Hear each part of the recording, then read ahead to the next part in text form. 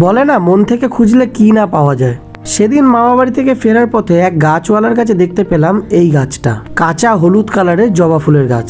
কটকটে orange ফুলেরও একটা জবা গাছ নিয়ে নিলাম সঙ্গে। চটপট বাড়িতে এসে টব ও টবের মাটি রেডি করে ফেললাম গাছ দুটো বসানোর জন্য। সত্যি কথা বলতে আমার বাড়িতে কাঁচা হলুদ জবা গাছ একটা ছিল, জানি না কে চুরি করে নিয়ে গেছে। তো ভগবান যদি সাথ দিয়ে দেয় তো চোর আর চুরি করে কতটাই বা নিতে পারবে। দেখো আজকে কি সুন্দর আরেকটা সেম গাছ পেয়েই গেলাম। হয়তো ভগবানের আশীর্বাদ এমনও হতে পারে যে ওই গাছের থেকে এই গাছের কোয়ালিটিটা আরও ভালো।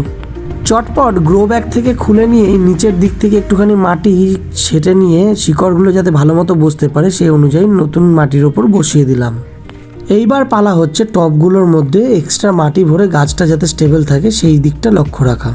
দুটো পুরনো টবের মধ্যে নতুন নতুন গাছ বসানো হয়ে গেছে। এবার হলো টবের মধ্যে জল দিয়ে দেওয়ার পালা। গাছ বসানো তো হয়ে গেল, দেখা যাক এবার ফুল কতদিনে আসে। আজকের মতো টাটা।